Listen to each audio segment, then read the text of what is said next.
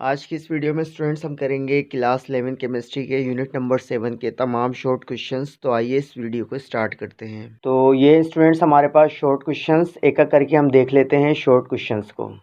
तो question number 1 हमारे पास है शॉर्ट क्वेश्चंस में डिफाइन द फॉलोइंग्स। कुछ टर्म्स हमारे पास यहाँ पर गिवन है और हमें इन टर्म्स को क्या करना है, डिफाइन करना है। नंबर 1 टर्म हमारे पास है रिवर्सिबल रिएक्शन। तो यहाँ पर मैंने रिवर्सिबल रिएक्शन की डिफाइन लिखी है एग्जाम्पल के साथ। The reaction in which both reactants and products are converted into each other are called reversible reactions। यानी ऐसे रिएक्शंस जिसमें रिएक्टेंट और प्रोडक्ट एक दूसरे के अंदर कन्वर्ट हो रहे हों उसे हम कहते हैं रिवर्सिबल रिएक्शन। यानी जितनी तेज़ी के साथ रिएक्टेंट प्रोडक्ट में कन्वर्ट हो उतनी तेज़ी के साथ प्रोडक्ट आपका रिएक्टेंट में भी कन्वर्ट हो, तो उसे हम कहते हैं रिवर्सिबल रिएक्शन। जैसे स्टूडेंट्स मैंने यहाँ पर एग्जाम्पल लिखी है, N2 जब रिएक्ट करेगा H2 के साथ तो हमारा बनेगा अमोनिया, और साथ ही साथ अमोनिया डिकम्पोज होकर बनाएगा N2 और H2। तो ये हमारा क्या है, रिवर्सिबल रिएक्शन है। जितनी तेज़ी के साथ रिएक्टेंट मिलकर प्रोडक्ट बनाएंगे उतनी तेज़ी के साथ प्रोडक्ट डिकम्पोज होकर रिएक्टेंट बनाएगी, तो इसे हम कहते हैं रिवर्सिबल रिएक्शन। सेकंड डिफाइन देख लेते हैं। हमसे कहा है केमिकल इक्विलिब्रियम को डिफाइन करें। तो यहाँ पर मैंने डिफाइन लिखी है, the equilibrium in which the rate of forward reaction is always equal to the rate of reverse reaction is called chemical equilibrium. यानी एक ऐसा इक्विलिब्रियम जिसमें फॉरवर्ड रिएक्शन और रिवर्स रिएक्शन की जो स्पीड है वो दोनों क्या हो, बराबर हो, तो ऐसे रिएक्शन को हम कहते हैं केमिकल इक्विलिब्रियम। सही है स्टूडेंट। जैसे अगर मैं आपसे कहूँ A+B अगर हमारा शो कर रहा है रिएक्टेंट को और C+D हमारा शो कर रहा है प्रोडक्ट को, तो इससे स्टूडेंट्स हम केमिकल इक्विलिब्रियम में उस वक्त कहेंगे जब हमारा रेट फॉरवर्ड रिएक्शन का बराबर हो जाए किसके, रिवर्स रिएक्शन के रेट के। क्या मतलब स्टूडेंट्स, अगर मैं आपसे कहूँ जितनी तेज़ी के साथ रिएक्टेंट यानी A+B मिलके बनाए C+D, तो उतनी तेज़ी के साथ C+D मिलके बनाए A+B। तो ये रिवर्सिबल रिएक्शन भी है और ये दोनों बराबर तब होंगे जब हमारा RF बराबर होगा RB के। यानी जितनी तेज़ी के साथ प्रोडक्ट बनेगी C+D उतनी तेज़ी के साथ A+B भी बनने चाहिए, तो इसे हम कहते हैं केमिकल इक्विलिब्रियम। क्वेश्चन नंबर 2 देख लेते हैं स्टूडेंट्स हम। Right expressions of Kc and Kp for the following reversible reaction. हमसे कहा है कि एक्सप्रेशन लिखें Kc के लिए और Kp के लिए। दो रिएक्शंस हमारे पास यहाँ पर गिवन है रिवर्सिबल, इनके लिए हमें क्या लिखना है, Kc और Kp की एक्सप्रेशन लिखनी है। तो ये मैंने सबसे पहले रिएक्शन लिखा 2NO2 + 7H2, रिवर्सिबल रिएक्शन की साइन लगाई 2NH3 + 4H2O। तो सबसे पहले स्टूडेंट मैंने Kc यहाँ पर कैसे लिखा है वो आपको बता देता हूँ। तो Kc हमारा कहलाता है इक्विलिब्रियम कांस्टेंट। तो Kc बराबर होगा, हमें क्या करना है स्टूडेंट्स, अगर मैं आपसे पूछूं इस रिएक्शन के अंदर फॉरवर्ड रिएक्शन के लिहाज से प्रोडक्ट क्या है, तो फॉरवर्ड रिएक्शन के लिहाज से प्रोडक्ट हमारी है NH3 और H2O। तो NH3 और H2O को आपको ब्रैकेट में लिखना है और यहाँ पर NH3 के नंबर ऑफ मोल्स कितने हैं, 2। तो NH3 की पावर आपको लगा देनी है 2, यानी नंबर ऑफ मोल्स को आपको कन्वर्ट कर देना है पावर में। तो NH3 की पावर मैंने लगा दी 2 और H2O के यहाँ पर कितने नंबर ऑफ मोल्स हैं, 4। तो लिहाजा H2O को ब्रैकेट में लिखना है स्क्वायर ब्रैकेट में और H2O की पावर आपको लगा देनी है 4। अब स्टूडेंट्स हम डिनोमिनेटर के अंदर रिएक्टेंट्स की वैल्यू लिखेंगे। तो रिएक्टेंट मेरा यहाँ पर है NO2 और H2। तो NO2 के यहाँ पर 2 नंबर ऑफ मोल्स हैं, तो मैंने NO2 लिखा स्क्वायर ब्रैकेट में और NO2 की पावर लगा दी 2। और H2 के यहाँ पर 7 मोल्स हैं, तो लिहाजा मैंने H2 को लिखा स्क्वायर ब्रैकेट में और H2 की पावर लगा दी 7। तो ये स्टूडेंट्स हमारे पास Kc की वैल्यू आ गई, यानी Kc की एक्सप्रेशन आ गई। न्यूमरेटर के अंदर हम लिखेंगे प्रोडक्ट्स को और डिनोमिनेटर के अंदर हम लिखेंगे रिएक्टेंट्स को। इसी तरह से स्टूडेंट पहले मैं आपको इसकी Kc की बता देता हूँ एक्सप्रेशन कैसे निकाली और फिर Kp की तरफ चलेंगे। तो सेकंड रिएक्शन हमारे पास है 2H2S + 3O2 arrow 2H2O + 2SO2। तो Kc इज इक्वल टू की साइन लगाएंगे और न्यूमरेटर के अंदर हम लिखेंगे रिएक्टेंट्स की वैल्यूज़ को स्क्वायर ब्रैकेट के अंदर। तो यहाँ पर H2O को मैंने लिखा सबसे पहले स्क्वायर ब्रैकेट में। तो स्टूडेंट्स H2O के यहाँ पर 2 मोल्स हैं, नंबर ऑफ मोल्स, तो H2O की मैंने पावर लगा दी 2 और H2O को मैंने लिखा है स्क्वायर ब्रैकेट में। और सेकंड हमारे पास प्रोडक्ट है SO2, तो SO2 को सबसे पहले मैंने लिखा है स्क्वायर ब्रैकेट में और फिर मैंने SO2 की पावर लगा दी 2, क्योंकि SO2 के यहाँ पर 2 नंबर ऑफ मोल्स हैं। इसी तरह डिवाइड की साइन लगाई और फिर डिनोमिनेटर के अंदर हम लिखेंगे किसको, रिएक्टेंट्स को। अब डिनोमिनेटर को देख लेते हैं। डिनोमिनेटर के अंदर हम लिखेंगे किसकी वैल्यूज़, रिएक्टेंट्स की वैल्यूज़। तो रिएक्टेंट हमारे पास यहाँ पर हैं H2S और O2। H2S के यहाँ पर 2 नंबर ऑफ मोल्स हैं और O2 के 3 हैं, तो लिहाजा मैंने H2S को स्क्वायर ब्रैकेट में लिखा और H2S की पावर लगा दी 2 और फिर मैंने O2 को स्क्वायर ब्रैकेट में लिखा और O2 की पावर लगा दी 3, क्योंकि O2 के यहाँ पर 3 नंबर ऑफ मोल्स हैं। अब स्टूडेंट्स हम देख लेते हैं कि Kp की एक्सप्रेशन हम कैसे लिखेंगे। तो स्टूडेंट्स यहाँ पर Kp आपका शो करता है किसको, पार्शियल प्रेशर को, क्योंकि सारे के सारे जो रिएक्शंस मौजूद हैं यहाँ पर रिएक्टेंट में और प्रोडक्ट में गैसेस हैं। तो सबसे पहले हमने इक्विलिब्रियम कांस्टेंट यानी Kc के लिहाज से एक्सप्रेशन लिखी दोनों रिएक्शंस की। अब हम Kp के लिहाज से लिखेंगे। तो Kp इज इक्वल टू, अब स्टूडेंट सिंपल मैंने क्या किया है, ये जो मैंने यहाँ पर Kc की वैल्यूज़ निकाली हैं, एक्सप्रेशन लिखी है डिनोमिनेटर में और न्यूमरेटर के अंदर, वही मैंने यहाँ पर लिखी है। सिर्फ आपको P लगा देना है। P यहाँ पर शो कर रहा है पार्शियल प्रेशर को। तो इस वाले रिएक्शन की बात कर लेते हैं। यहाँ पर प्रोडक्ट हमारे पास है NH3 और H2O। NH3 के नंबर ऑफ मोल्स 2 हैं और H2O के नंबर ऑफ मोल्स क्या हैं, 4 हैं। तो Kp is equal to, numerator के अंदर स्टूडेंट्स मैंने यहाँ पर प्रोडक्ट्स की वैल्यूज़ लिखी हैं। सबसे पहले हम P लिखेंगे। तो यहाँ पर हमारे पास प्रोडक्ट में NH3 है और NH3 के 2 हैं हमारे पास नंबर ऑफ मोल्स। तो P के साथ मैंने लिखा NH3 और पावर लगा दी 2।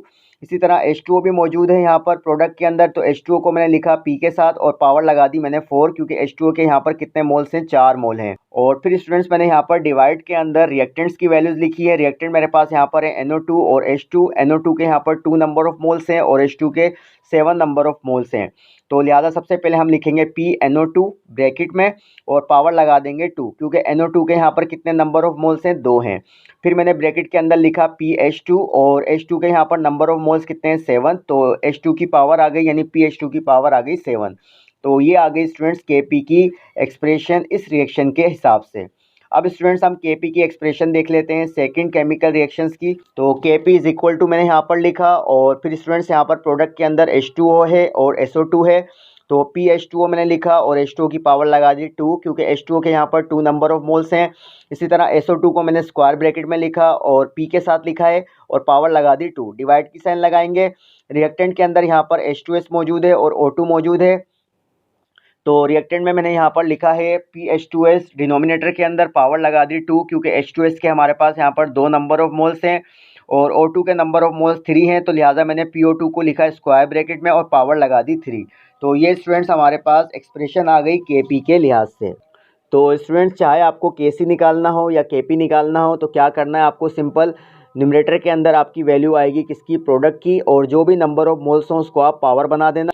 और जब स्टूडेंट्स आप Kp की एक्सप्रेशन लिखोगे तो आपको सब्सटेंस से पहले P लगा देना है और पावर आपकी यहाँ पर भी शो करेगी नंबर ऑफ मोल्स को। अब स्टूडेंट्स हम देख लेते हैं क्वेश्चन नंबर 3। तो क्वेश्चन नंबर 3 का ए पार्ट हमारे पास है डिफाइन सोलिबिलिटी प्रोडक्ट। हमें सोलिबिलिटी प्रोडक्ट की डिफाइन लिखनी है और सेकंड पार्ट के अंदर हमसे कहा है right solubility product expression of following salts. कुछ सॉल्ट हमें गिवन है और इन सॉल्ट का हमें लिखना है सोलिबिलिटी प्रोडक्ट एक्सप्रेशन। तो सबसे पहले स्टूडेंट्स मैंने यहाँ पर हेडिंग दी है सोलिबिलिटी प्रोडक्ट की। सोलिबिलिटी प्रोडक्ट क्या होता है देख लेते हैं। The product of concentration of positive and negative ions of slightly soluble salt in a saturated solution is called solubility product. तो ये मैंने डिफाइन लिखी है, क्या मतलब है समझ लेते हैं। इसका मतलब स्टूडेंट्स ये है कि अगर मैं आपसे कहूँ कि एक आपने कंटेनर के अंदर पानी लिया और पानी में आपने मिलाया एक स्लाइटली सोल्यूबल सॉल्ट जैसा कि AgCl। स्लाइटली सोल्यूबल सॉल्ट ऐसे सॉल्ट को कहते हैं जो कि वाटर के अंदर कम्प्लीटली डिज़ोल्व नहीं होगा। तो अब क्या होगा स्टूडेंट, जब आप AgCl को वाटर के अंदर डिज़ोल्व करोगे तो ये आपका ब्रेक हो जाएगा किसमें, आयंस के अंदर, यानी पॉजिटिव आयन में और नेगेटिव आयंस में। पॉजिटिव आयन को आप कह सकते हो केटाइन और नेगेटिव आयंस को आप कह सकते हो एनाइन। तो अगर आप इसका स्टूडेंट्स क्या करोगे, मल्टीप्लिकेशन करोगे यानी प्रोडक्ट लोगे इन आयंस का, तो उसी को हम कहते हैं सोलिबिलिटी प्रोडक्ट। तो इसका मतलब क्या है स्टूडेंट्स, जब आप Ag और Cl आयन को आप लिखोगे कंसंट्रेशन की फॉर्म में यानी स्क्वायर ब्रैकेट में, तो इन दोनों का जो प्रोडक्ट है वो कहलाएगा KSP। जैसे अगर मैं आपसे कहूँ अगर आपके पास ये केमिकल रिएक्शन होता है, ये आपके पास सॉल्ट है AgCl, इसको आपने वाटर में डिज़ोल्व किया है, और अगर मैं आपसे कहूँ कि इसकी आप लिखो KSP की एक्सप्रेशन, तो आप क्या लिखोगे, प्रोडक्ट के अंदर यहाँ पर Ag पॉजिटिव आयन है और Cl नेगेटिव आयन है। तो स्क्वायर ब्रैकेट के अंदर सबसे पहले आपको लिखना है Ag पॉजिटिव आयन, सही है, और उसके बाद Cl नेगेटिव आयन भी लिखना है स्क्वायर ब्रैकेट में। तो इन दोनों का जो प्रोडक्ट है यानी पॉजिटिव और नेगेटिव आयंस का सैचुरेटेड सॉल्यूशन में, तो इसे हम कहते हैं सोलिबिलिटी प्रोडक्ट। सही है स्टूडेंट्स। अब स्टूडेंट्स आगे हमसे कहा था कि KSP की एक्सप्रेशन लिखनी है हमें फॉलोइंग सॉल्ट्स के लिए। तो स्टूडेंट्स यहाँ पर सॉल्ट्स मैंने लिख दी है BaF2, Li2, C2O4, MgCO3 और Ag3PO4।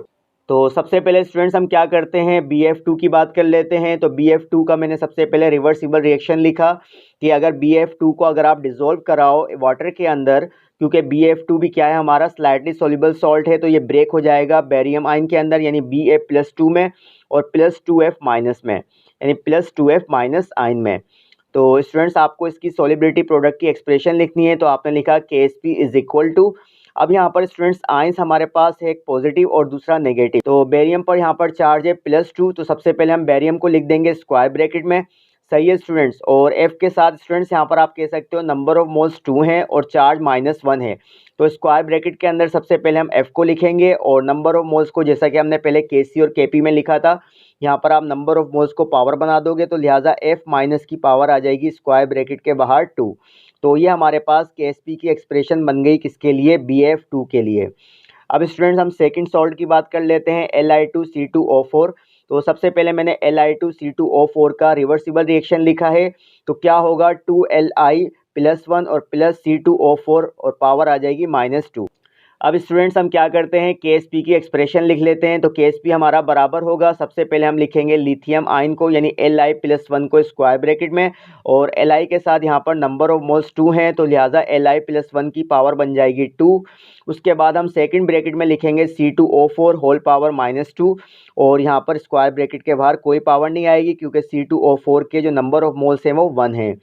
अब तीसरे सॉल्ट की बात कर लेते हैं, मैग्नीशियम कार्बोनेट। तो मैग्नीशियम कार्बोनेट को अगर हम डिसॉल्व कराएंगे वाटर में, तो ये ब्रेक हो जाएगा मैग्नीशियम आयन में और कार्बोनेट आयन में।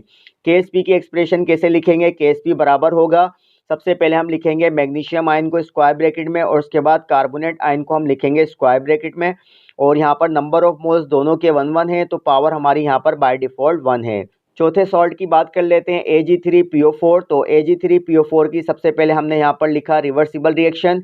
तो Ag3PO4 आपका क्या होगा, ब्रेक हो जाएगा 3Ag+1 आयन में और +PO4 होल पावर -3 आयन में। तो KSP हम कैसे लिखेंगे, KSP बराबर हो जाएगा, तो Ag के साथ यहाँ पर नंबर ऑफ मोल्स 3 हैं, तो सबसे पहले हमने स्क्वायर ब्रैकेट में लिखा Ag और उसका चार्ज कितना है +1 और होल पावर लगा देंगे 3, क्योंकि Ag के यहाँ पर नंबर ऑफ मोल्स कितने हैं 3 हैं। और PO4-3 को हमने लिखा सेकंड ब्रैकेट में और यहाँ पर नंबर ऑफ मोल्स यहाँ पर 1 है, तो बाय डिफ़ॉल्ट पावर क्या है 1 है। तो ये स्टूडेंट्स हमारे पास इन चारों सॉल्ट्स की हो गई KSP की एक्सप्रेशन। अब स्टूडेंट्स हम देख लेते हैं question number 4, using Le Chatelier principle explain 3 ways in which yield of SO3 can be increase in contact process. हमसे कहा है स्टूडेंट्स कि हमें ली चैटेलियर प्रिंसिपल को यूज़ करके बताना है वो कौन से 3 तरीके हैं जिसकी मदद से हम SO3 की जो अमाउंट है उसको बढ़ा सकते हैं कॉन्टैक्ट प्रोसेस में। तो यहाँ पर स्टूडेंट रिएक्शन गिवन है 2SO2 + O2, रिवर्सिबल रिएक्शन की साइन लगाई है और 2SO3, और डेल्टा H नेगेटिव है, इसका मतलब ये एक्सोथर्मिक रिएक्शन है।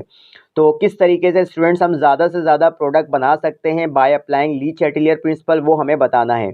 तो नंबर 1 पॉइंट स्टूडेंट्स मैंने यहाँ पर लिखा है by increasing concentration of O2, कि अगर हम O2 की कंसनट्रेशन को इंक्रीज़ करेंगे तो according to the Le Chatelier principle आपका इक्विलिब्रियम क्या करेगा, इस O2 की कंसनट्रेशन को डिक्रीज़ करने की कोशिश करेगा और ज़्यादा से ज़्यादा हमारी क्या होगी SO3 प्रोड्यूस होगी। तो यही बात मैंने यहाँ पर लिखी है, if we increase the concentration of O2 then the equilibrium will try to decrease this concentration by proceeding the reaction in forward direction, कि अगर हम कोशिश करेंगे इंक्रीज करने की, बढ़ाने की कंसनट्रेशन O2 की, तो इक्विलिब्रियम इसके अपोज करेगा। इक्विलिब्रियम क्या कोशिश करेगा, कंसनट्रेशन डिक्रीज करने की कोशिश करेगा O2 की, जिसकी वजह से रिएक्शन की जो डायरेक्शन होगी वो फॉरवर्ड हो जाएगी, यानी ज़्यादा से ज़्यादा आपका SO3 प्रोड्यूस होगा। As a result more and more product such as SO3 will be formed by contact process, जिसकी वजह से ज़्यादा आपका SO3 बनेगा। तो यही बात स्टूडेंट्स मैंने यहाँ पर वर्डिंग में लिखी है। Second students, by decreasing temperature, कि अगर हम टेम्परेचर डिक्रीज़ करेंगे तो इक्विलिब्रियम क्या करेगा, उसको इंक्रीज़ करने की कोशिश करेगा और रिएक्शन की डायरेक्शन फिर से क्या होगी, फॉरवर्ड हो जाएगी और SO3 हमारा ज़्यादा से ज़्यादा प्रोड्यूस होगा। यही बात मैंने यहाँ पर लिखी है, as it is clear from above chemical reaction that this is an exothermic reaction. जैसा कि स्टूडेंट्स यहाँ से डेल्टा H से हमें पता चल रहा है कि ये रिएक्शन हमारा क्या है, एक्सोथर्मिक है, क्योंकि डेल्टा H की साइन यहाँ पर नेगेटिव है। So in order to obtain SO3 we will have to decrease the temperature लिहाजा SO3 को प्रोड्यूस करने के लिए हमें टेम्परेचर को डिक्रीज करना पड़ेगा। As a result more and more product such as SO3 will be form by contact process, जिसकी वजह से आपकी जो कॉन्टैक्ट प्रोसेस के अंदर SO3 की अमाउंट क्या होगी, बढ़ जाएगी। यानी जब हम टेम्परेचर को डिक्रीज करेंगे तो इक्विलिब्रियम उसको क्या करेगा, इंक्रीज करने की कोशिश करेगा और रिएक्शन की डायरेक्शन फिर से क्या हो जाएगी, फॉरवर्ड हो जाएगी। थर्ड स्टूडेंट्स मैंने यहाँ पर लिखा है बाय इंक्रीजिंग प्रेशर, इसका क्या मतलब है देख लेते हैं। If we increase the pressure of any reactant such as SO2 और O2, के अगर हम प्रेशर बढ़ाएंगे SO2 का या O2 का, इनमें से किसी भी रिएक्टेंट का अगर हम प्रेशर बढ़ाएंगे, then equilibrium will try to decrease this pressure. तो इक्विलिब्रियम क्या करेगा, इस प्रेशर को कम करने की कोशिश करेगा by proceeding the reaction forward direction with the reduction in number of mole, जिसकी वजह से क्या होगा, हमारे नंबर ऑफ मोल्स भी डिक्रीज होंगे जब फॉरवर्ड डायरेक्शन में रिएक्शन मूव करेगा और ज़्यादा से ज़्यादा हमारा SO3 बनेगा। तो इसका मतलब स्टूडेंट्स यही हुआ कि जब हम प्रेशर को बढ़ाने की कोशिश करेंगे किसी भी रिएक्टेंट का, तो इक्विलिब्रियम क्या करेगा, उसको डिक्रीज करने की कोशिश करेगा, जिसकी वजह से वो ज़्यादा से ज़्यादा SO3 बनाएगा और रिएक्शन हमारा शिफ्ट हो जाएगा जहाँ पर नंबर ऑफ मोल्स कम है।